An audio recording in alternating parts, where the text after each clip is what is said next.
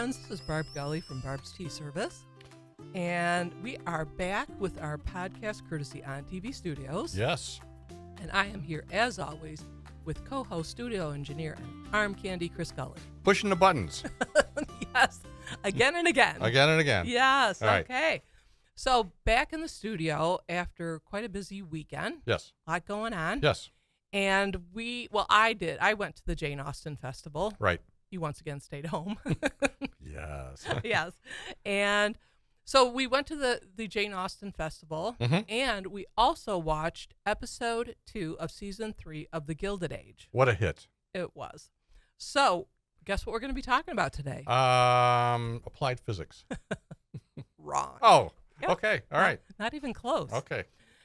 So we're going to be talking about Jane Austen. Okay. We're going to be talking about The Gilded Age and a new person that they brought on. Yes. Somebody, a real Yeah. person in the Gilded Age. And we have some kind of fun connections with that. Right.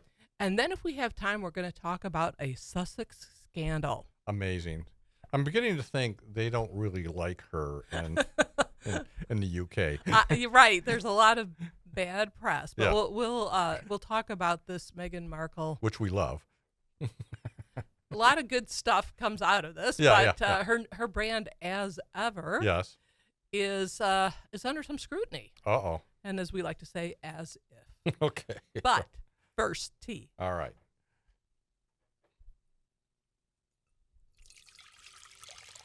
There we go. Okay, so today we're trying a brand new tea. To us, it's the Jane's Strawberry Promenade. Oh, it is strawberry. Oh, Wow. okay. Wow. It is Yeah. strawberry. Yes. Yes. Okay. The name did aptly describe what it Yes. is. Yeah. But this is a new line of, it's a Jane Austen collection. Right. From Churchill's Fine Teas. Okay. They are in Cincinnati. Okay. And we met up with them, and they have, as I said, a whole different line. This one is a traditional Earl Grey with the wild strawberries Right. instead of the traditional Bergamot. bergamot. Oh, so it's a black tea with a kind of with not bergamot, I guess. Not citrus, that Not- yeah. which sometimes when they substitute, it'll be Right. something like orange Right, or right, right. whatever. Okay, But this okay. is way out there. Yeah. Okay. And according to the notes on Churchill's website and labels, Yeah. this blend was created to honor the works of Jane Austen. And it does. There's more. Okay.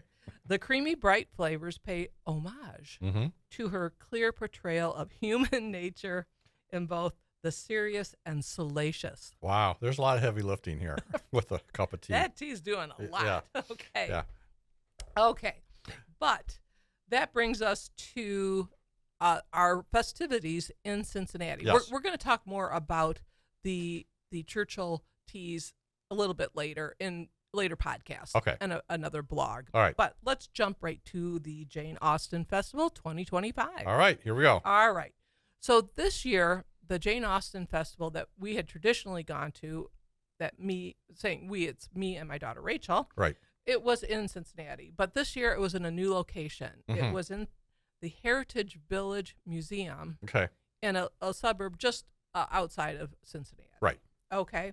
And first, a little history on the Jane Austen Festival. Okay. Okay. Back in 2009, Rachel and I went to our first Jane Austen Festival. Mm-hmm. It was hosted by the Louisville chapter of the Jane Austen Society of North America, Okay. often referred to as JASNA. All right. Okay. And they held it in Louisville, Kentucky at the historic estate of Locust Grove. Okay. And we're going to be doing a few asides Right. today. So, As is our want. yeah. So, not always a direct line. Yeah. But Locust Grove was built in the 1790s. Right. And it was a Georgian mansion. It was built for the owners, William and Lucy Clark Crone. Okay. And Crone arrived, he was originally from Ireland, but he arrived in the Kentucky territory with George Rogers Clark, Okay. the future brother-in-law. They were there to survey the territory. Okay. All right. So the William and Lucy were married in 1789, and construction began after that. Mhm. Crone or Cron, Mm-hmm. he was in the Revolutionary War. Okay. He actually crossed the Delaware with Washington. Oh, is he those guys pushing the ice out of the way? Right. Okay. I think that was his job. Okay. And his good buddy when he came to Kentucky was George Clark. And Okay. George Clark was described as a red-haired, 6-footer, a knowledgeable frontiersman, an outstanding field commander. Wow. So- Dashing figure. Just like you. Wow. I was thinking that as I was marshaling the troops this morning. Yeah. All right. Just like this guy. Okay. So in 1783, Mm-hmm. Jefferson asked this gentleman, Clark, Right. George Clark, if he would like to lead an expedition out west Yes. and to discover more about that Right. part of the country. Because we just purchased it, Louisiana Purchase, and we need to find out about it. Exactly right. Right. But at this particular time, it didn't go anywhere. Right. But later, Mm-hmm. Clark introduced Jefferson to somebody else. Ah. It was his younger brother, William Clark. Okay. All right. And that was part of that famous team. Oh, Martin and Lewis. No. You're half right. Okay. All right. All right. This was Lewis and Clark. Very good. And, they actually did visit Locust Grove at one point. Right. They came and they talked about these exotic things that they had seen. Right. Prairie dogs, Yeah. grizzlies, All right. and the Pacific Ocean. All right. That is pretty exotic. Yeah, it is. And other distinguished guests that had visited Aaron Burr, Mm-hmm. maybe not always distinguished, Yeah. but Presidents Monroe and Jackson, Mm-hmm. and Mr. Audubon. Oh, okay. I'm going to say that's for the birds. Oh, okay. Okay. Okay. Go ahead. All right. Yeah.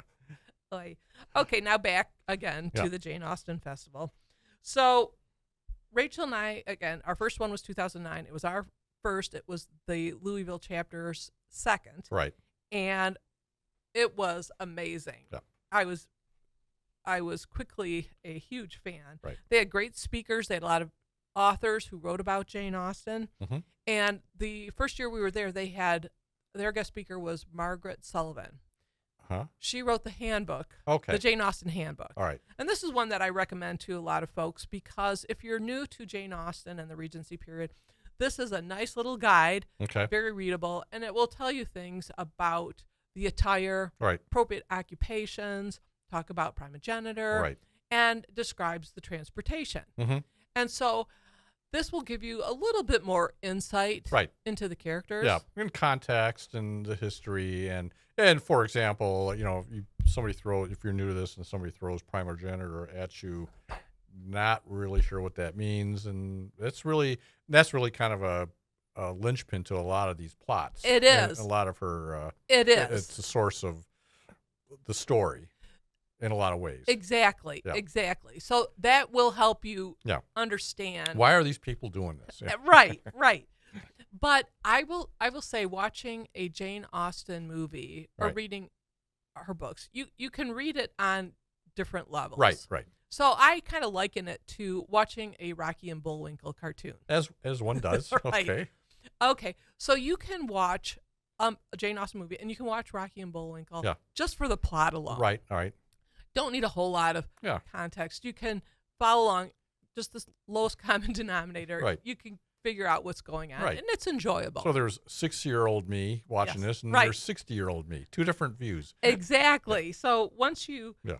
you get to the next level, then you're learning things about Yeah. the Cold War, Right. and international spies, Right. and tabloid Right. newspapers. So they had this. So one of the jokes was they had the newspaper, Frostbite Falls, yes, and it was the same. They never changed it. It was always the same thing. And the Same two headlines? Same headlines. It was plane crash, Cold War. That was it. yeah, and we really didn't get Yeah. that. We could follow along Yeah. with Boris and Natasha and Yeah. Rocky And then, but as an adult, you go, "That's a pretty good joke." right, very clever. Yeah. Boris Badenoff, Yeah, all, yeah. all that. Okay, so some may not be on board with this, but I think I should get points for not comparing Pride and Prejudice to Green Acres. The day is young. Yeah, yet. Yeah, Yet. yeah, Okay. right. So back to the Jane Austen Yeah, Festival. yeah, yeah. Oh, yeah. That's why we're here. And one of the things that Rachel and I always enjoyed was this Dressing Mr. Darcy. Right. And this was performed by Brian Cushing. Mm-hmm. He was an historian and quite a nice-looking gentleman. Yeah. Cut a great figure. Okay. And he was the program director at the Locust Grove. Right. And he would come dressed as a gentleman like Mr. Darcy would, Right. Mm-hmm. in that attire. And as he was describing each piece, he'd take it off. Oh, a little striptease action. Oh, yeah. Okay. So he would have his hat. Right. And he'd take that off. He'd describe it. And then he'd talk about his coat, and he'd take that off. Yep. And then his waistcoat or his vest. Right. Take that off. But he would stop at the shirt. Yeah. Because it was tasteful. Yeah. Yeah. But he'd pull it out, and he'd show you just how far that shirt extended. Right. So it was always very compelling. Right. And while we're here, here's another aside. Okay. And this one, we're going to go there. Okay. All right? All right. Let's go. So, dear listener Carol Yeah. had forwarded me a news clip from CNN. Right. And it talked about one of the most memorable scenes of Pride and Prejudice from the 1995 Right. BBC version. Right. And this is where Colin Firth jumps into the pond. Yeah. Not in the book. Not in the book. Right. Yeah. And we've talked before about how Yeah. we have actually been to that Pemberley Right. in the Lake District. Right. This was Lime Park? Lime Park, Right. exactly. And I have one of my favorite photos is me standing next to that pond. Yeah. And I look so happy. Yes. I'm just thinking about that. Yeah. Suffice to say, jumping into that pond today would be frowned upon by the tourists. It would, well, depends. All right. Depends on who it is. Okay. All right. But according to this CNN clip, Right. they interviewed an author, Hilary Davidson. She wrote Dress in the Age of Jane Austen. Okay. And she said the producers had done their research. And Mr. Darcy would not have jumped in with his shirt. Right. He would have jumped into the pond naked. Okay. Wow. Little beefcake action. Right. Right. And Colin Firth was not on board with this. Okay. So they just stuck to Right. the shirt. And that's all we needed. That's right. That damp-haired, Yeah. wet T-shirt, Mr. Wow. Firth. Wow. Yes. Okay. And it lives on. And this is the scene that caused a lot of quote-unquote swooning. Okay. And it also brought about a lot of imitators. Okay. And one of my favorites is just a recent parody of this, Right. The Muppets. Oh, okay. All right. So Miss Piggy plays Elizabeth Bennet. Right. But Mr. Darcy is played by Kermit the Frog. Okay. And he must jump into the pond. Okay. That's he's a frog. He's a frog. Rather ironically, Yeah. Right. Kermit is protesting. Yeah. He doesn't want to jump in the pond. Right. He thinks it's already been done much better Right. by Colin Firth. Well, plus Kermit's made of felt, so Oh, right. it'd be soggy. A little longer to dry Yeah, out, yeah. perhaps. Right. Okay. Once again, back to the festival. Okay. So, as I mentioned, I was a huge fan from the get-go. Right. I loved it. And I would say Rachel, like you, is very good sport. Yep. She certainly enjoyed it, but we kept on this tradition. So every year we would go. And up until 2019, we never missed one except for 2011. Right. And that's when Rachel, she was a junior in college. She did a 5-week study abroad Right. in England. Right. And I came out with her the week before. Mm-hmm. And then we just did some sightseeing and fun things together. Right. And this was in July. Mm-hmm. We weren't going to Louisville. No. So we created our own Jane Austen event. Nice. I know. We took a train from London up to Chawton and Winchester. Okay. So that was sort of our 2011 Jane Austen Festival. It fits. It works. It worked. Yeah. It worked. Okay. So then COVID came along. Yes. Mhm. Dun dun dun. And so there was a little bit of Yeah. a hiatus there. And the Jane Austen Festival, the chapter, the Mhm. Louisville chapter, they were looking for someone else to run it. Yeah. after once things opened up. Right. And they described what they had was volunteer burnout. Sure. I mean, we watched every year. It got bigger and Yeah. better. Yeah. It was really something. Yeah. A lot of work. A lot of work. Yeah. So Locust Grove, they said that they would take it over. Right. But after 1 year, they decided they wanted to focus their energies elsewhere. Right. So there wasn't any festival for a while. Right. But as I have learned, Mm-hmm. and it was after we attended this Right. weekend's festival, but what happened was the Heritage Village Museum in Cincinnati, they reached out to the Jasna Mm-hmm. Louisville chapter, and they said, we're interested in doing this. Would you help us out, at Right. least like kind of consulting? So the chapter came out, gave them all their notes, Mm-hmm. and the Heritage Village took it over. So they're the ones who are running it now. Right. Okay. And after I learned that, it did kind of make sense, Right. because there were a few Glitches. a few hiccups, Yeah. and I would say that they were experiencing some growing pains. Right. So, overall, it was a wonderful experience. And Yeah. we did get to work in a visit with our dear sister Yes. / aunt, Right. Kara. Right. So that was kind of a win-win. Right. But we bought tickets for the Friday night welcoming reception, Yep. and then for all day Saturday, the first full day of the festival. Right. And check-in on Friday was a little chaotic. Okay. And I had an inkling of this when on the museum's website, the Heritage Village Museum's website, they said that they did know that the tickets they sent out for guests who purchased the tickets Right. were not downloadable. Uh-oh. Because I remember when I clicked on downloadable, nothing happened. Oh, boy. So they said, we'll have a list of names, and this is how we're going to check you in. Okay. So, Yikes. yeah, so this is, it is 2025. Yeah. We don't need to get the quill pen out and check everybody off on a list, but this is what we had to work with. Like a caveman. Ooh, yeah, it was.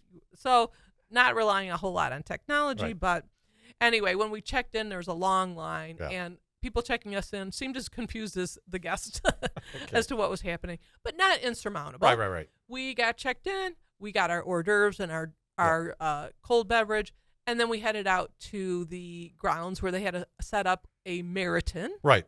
village from Pride and Prejudice, and they had all kinds of vendors, and people who came to that reception had first dibs. Right. So that was very nice, and that's where we met Churchill Teas, so it's Right. kind of fun. Yeah. Okay. The next day, we had the check-in Right. on Saturday morning. Right. Okay. And I'm sure it was 100% better, right? Oh, yeah. Shockingly predictable. It was Yeah. a bit of a scrum. We were told to go to one gate. They had two gates. Yeah. We were told to go to one gate. We walked all the way over to the Right. one gate. We were told, nope, everyone has to go to this gate. Met with another long line. Yeah. Ugh. But you know what? We got through it. Yeah. And then we were given our program for the Yeah. day. Okay. And now things, the rainbow came Yeah. out. Okay. Because we see on the program Yeah. something that we hadn't seen earlier on the website, Mr. Darcy. He's back. He's back. All right. And he's going to be the first presenter of the day Yep. in another 5 minutes Yep. from after we got checked in, Right. down at the end of the village All right. in this church that is air conditioned. All right. Bonus. And you were walking smartly, just like Elizabeth Bennet over the gates and things, right? That's right. That's right. That was part of the experience. That's right. For free. Yeah. Okay. So we get to the building, and just before they close the door, we squeeze into a Yeah, couple of seats, right. and we get to see our man, Brian Cushing, Yep. talk about Yep. Mr. Darcy. And this one, we've seen his act for Yeah. Uh-huh. over 10 years. Right. But this one he knocked out of the park. Yeah. Or I'm going to say a hearty thwack of the mallet through the Pall Mall wicket. Okay. Wow. How many times can you work that in? Just once, hopefully. So Mr. Cushing is now, quite distinguished. He's Yep. getting a little gray in the temples, All as right. you might imagine. But he has also moved on. He is the director of the Shelbyville Historic Village. Okay.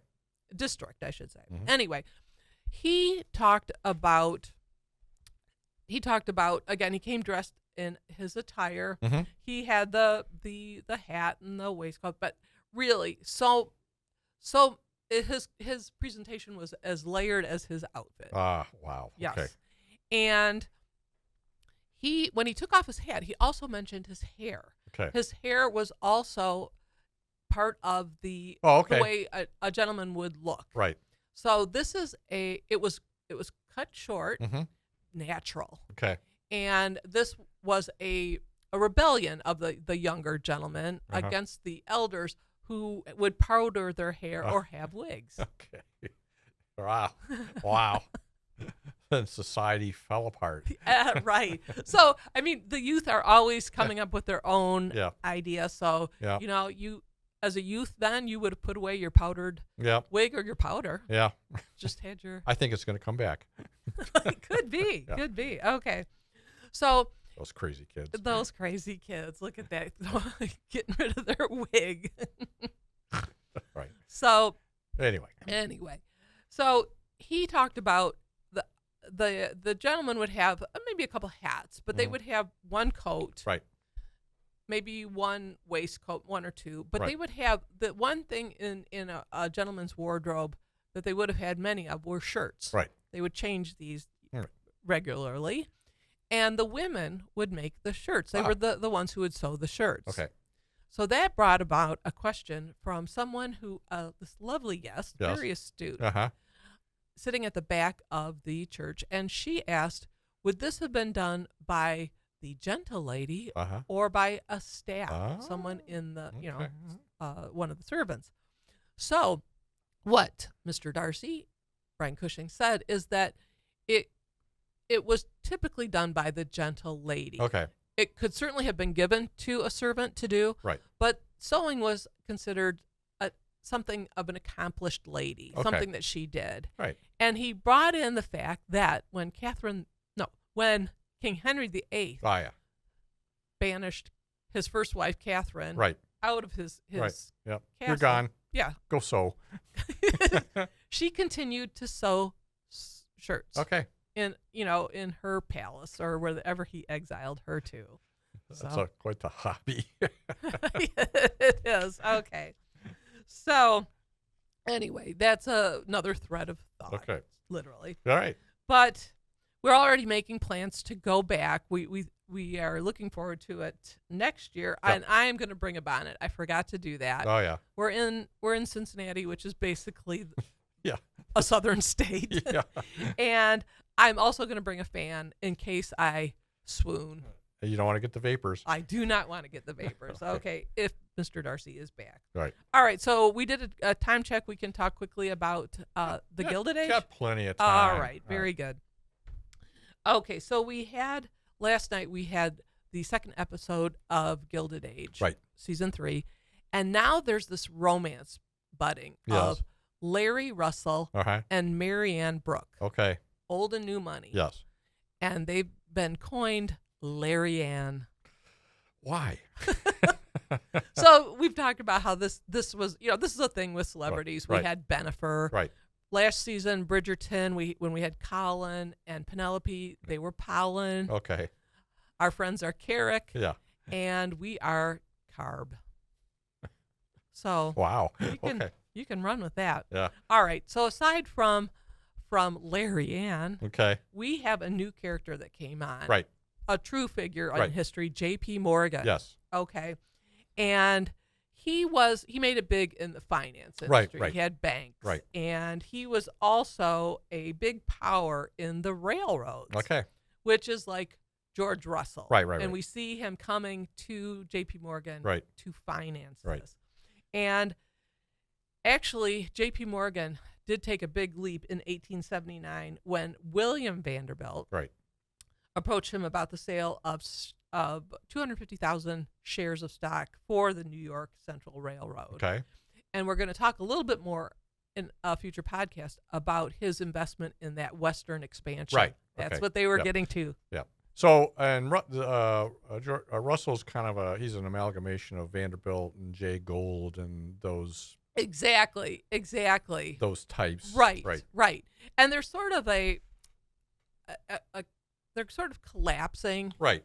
these characters in that. I think this is going to beep Yeah. in a minute. Yeah. I have a Timer noisy that timer. Yeah. that we ran too soon. Yeah. But anyway, if you hear a beep, that's what it is. There we go. All right. All right. But you're telling me we really have Yeah.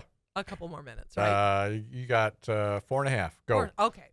So we're going to talk about that. I mentioned how they're collapsing these characters because it would have been there was quite a cast of characters and right.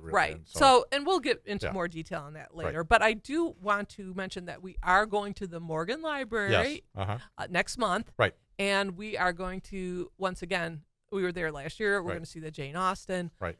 Kind of in a rut, but you Yeah. know what? That's our niche. All right. It's a good run. All right. So I want to wrap up with the Sussex scandal. Okay. Okay. So, Meghan Markle, who she prefers to be called Sussex, Okay. as she Yeah. admonished Mindy Kaling. Right. So anyway, she's got this brand called As Ever. Okay. And when she had some products, she's got tea, she's got honey, she's got jam. And when she initially put it on her website, like March or April time period, it sold out Right. within a day. Right. She probably had 10 products. Yeah. Okay. I don't know. Yeah. Not a substantial Right. thing, but they're going to be going on sale this week. Yeah, Okay. actually. And she says that they're more prepared because people won't take another sold out. Right. They'll be a little disappointed. But here's the scandal. Uh-oh. So it's been uncovered that, according to the Evening Standard, that Meghan's jam and herbal tea are not made in Meghan's non-existent farm. I think most of us know that she wasn't out there harvesting this stuff. Right. But the tea is, and the jam and some of the other products are made by the Republic of Tea. Oh, yeah. And they're based in Illinois. Okay. Okay.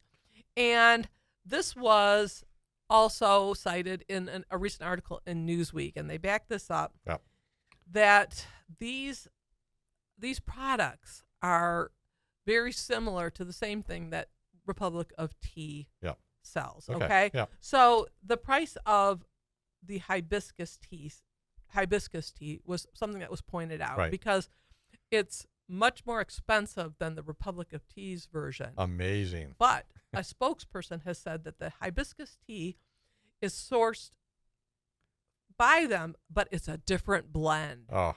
And the tea is entirely unique. Okay. It's bespoke. Yeah. So, As Ever sells 3 types of tea, $12 each. Okay. For 12 tea bags in a metal tin. Wow. You could get something similar by the same company, Republic of Tea, $14.50 for 36 bags. Uh-huh. So if you're interested in the great packaging and that it's As Ever, but if you want to economize, okay. Here's the other part. We're not done. Okay. So her apricot spread. Yep. It's not jam. It's not labeled as jam. Uh-huh. But a jam expert is dissing it. Oh, boy. So she says, this is Donna Collins. Oops. Okay. She says, she runs the Jelly Queen. She says it's a real disappointment that Meghan is selling a fruit spread, which is what you do when your jam fails. Oh, man. In an industry, a spread is what we call something that didn't work. Oh, gosh. Oh, my gosh. All right. All right. So we have... I got about 30 seconds. Okay, 30 seconds. Yeah. I think I hear that sound. Okay. All right. So, also mention that we'll post some of these blog stories under the comments of our YouTube. And I want to thank On TV Studios again for allowing us to be here. Yep. I want to thank everyone who's listening. And I want to thank the better half of Carb, my arm candy, Chris Gully. Very good. And as always, please stay tuned. Excellent.